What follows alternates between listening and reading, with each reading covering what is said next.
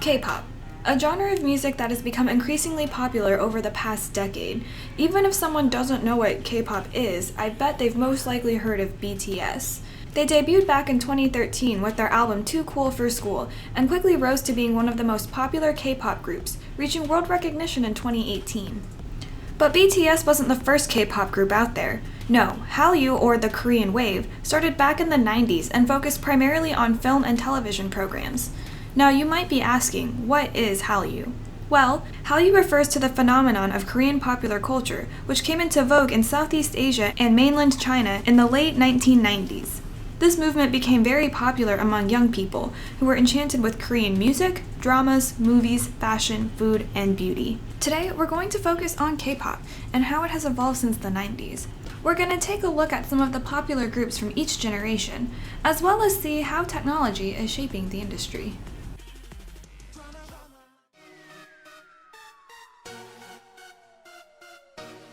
The first generation occurred between 1990 and the early 2000s when the first K-pop groups started to emerge. Some of the first groups that established international fan bases include High Five of Teenagers, Shinhwa, SES, and Baby Box. The emphasis of these early groups were mainly placed on their visuals and choreographic presentations, both on and off the stage. The music was fast, cheerful R&B contemporary dance tracks that included heavy beats and rapped bridges with random English phrases littered throughout.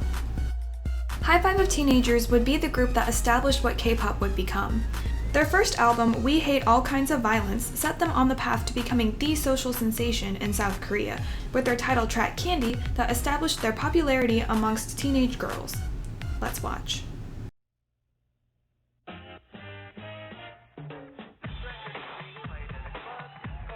Straight out of the gate, we can see each member is dressed in their own distinct color. The song has a constant moderate tempo as well as a constant dynamic.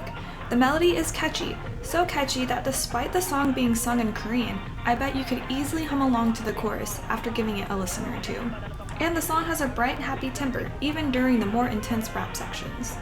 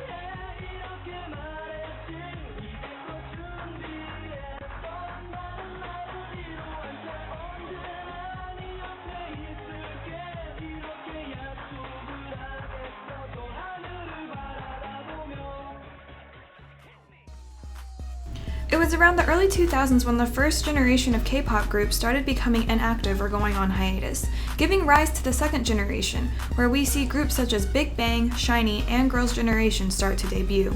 The second Hallyu wave began and reached its peak in 2012 when Psy released Gangnam Style.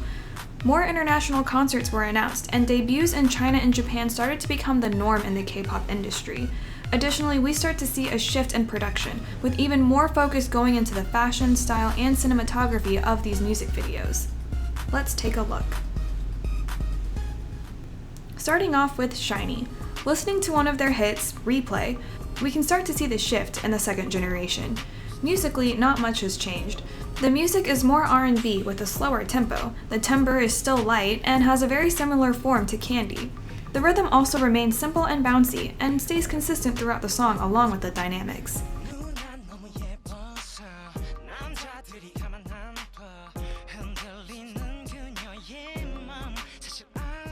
그녀에게 사랑은 한순간의 느낌일 뿐 뭐라 해도 나에겐 삶의 everything 아마 그녀는 부담스러운가 봐 날 바라보는 눈빛이 말해주잖아 And I think I'm gonna hate it girl 끝이 다가오는 걸 가슴이 말해준다 누가 뭐래도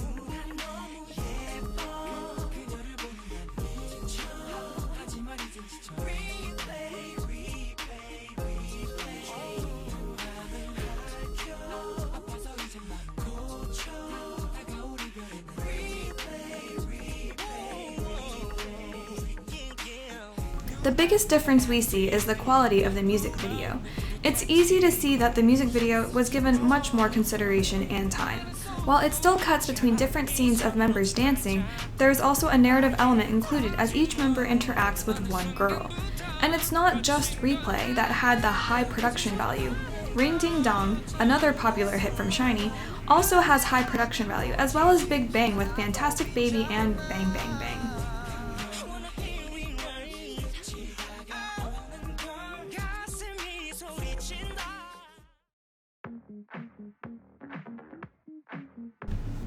Following Psy's successful break into the West with Gangnam Style, the third generation began just 1 year later in 2013, bringing with it most of the groups we see today, such as BTS, Blackpink, Twice, Astro, 17, the list goes on. And we also start to see more variation, with K-rock groups like Day6, The Rose, and In Flying gaining popularity. As I stated earlier, this is when K-pop really began to gain traction, with BTS quickly climbing the ranks and gaining world recognition in 2018. When they first debuted back in 2013, they were primarily a hip-hop group.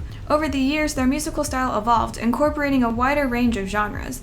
And it was after the release of The Most Beautiful Moment in Life, Young Forever, and Wings, both in 2016, that established their reputation as a socially conscious group. At the beginning of this year, BTS released their latest album, Map of the Soul 7, with their title track Black Swan, where they released a choreography video featuring a Slovenian-based dance company. And this isn't the first instance of BTS collaborating with other artists. They have several songs featuring artists from all over the world, including Steve Aoki, Halsey, Becky G, Lil Nas, being only a few.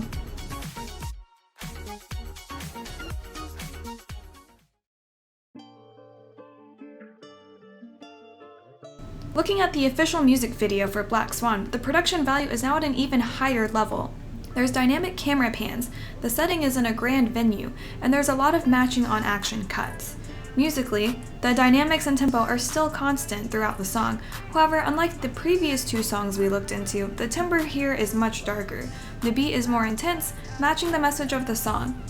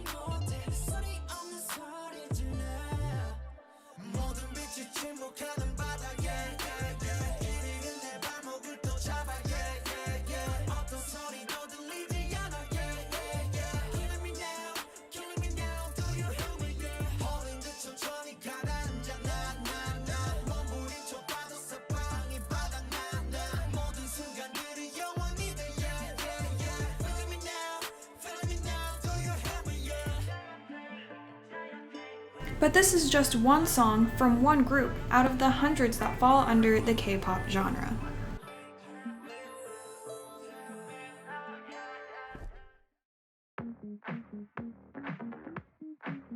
Today, there's a large list of groups that are active. K-pop isn't the same as it was back in the 90s. Korean popular culture in general started to become a global sensation, and the development of social media sites such as YouTube, Facebook, and Twitter have helped bridge that gap even further. Fans no longer have to bootleg DVDs to see their favorite group, and with the development of smartphones, they can connect with their idols from almost anywhere. There are even apps such as VLive and Weverse that are specific to connecting with these idols. VLive is a South Korean video live streaming service. It allows celebrities based in the country to broadcast live videos and chat with their fans. And Weverse was created by Big Hit Entertainment, the company behind BTS that specializes in artist-to-fan communications for these K-pop bands and musicians. Technology has made it even easier for fans and idols to interact, and now it goes one step further, giving fans virtual concerts. There are 4 theaters located in Seoul dedicated to showing virtual live concert. K-Live Hologram Concert, located on the 9th floor of Lot Fitton in Oljuro, Seoul, is just one of them. Hologram concerts are a big thing in South Korea. Specifically, at the K-Live Hologram Concert, shows run up to 7 times a day and are priced around 37,000 won a ticket. That's about 30 US American dollars. And these virtual concerts are more accessible than a live concert. Tickets there can cost almost 10 times more, not to mention that tickets to a live concert will sell out crazy fast. In addition to these hologram concerts, in 2015, SM Entertainment premiered the world's first ever hologram musical. The musical, School Oz, is the first of its kind, and features Seulgi from Red Velvet, TVXQ's Chang, SHINee's K, FX's Luna, and Zoomin and Suho from EXO. The theater itself has audience seating that surrounds 270 degrees of the performance area and features a 40-meter facade, high-definition digital projection, and a state-of-the-art sound system. K-pop isn't going anywhere anytime soon. In fact, many fans are beginning to say that we're approaching the 4th generation if we aren't there already. BTS is bigger than ever, and even more groups continue to debut. Smaller labels are starting to emerge and successfully promote their own groups.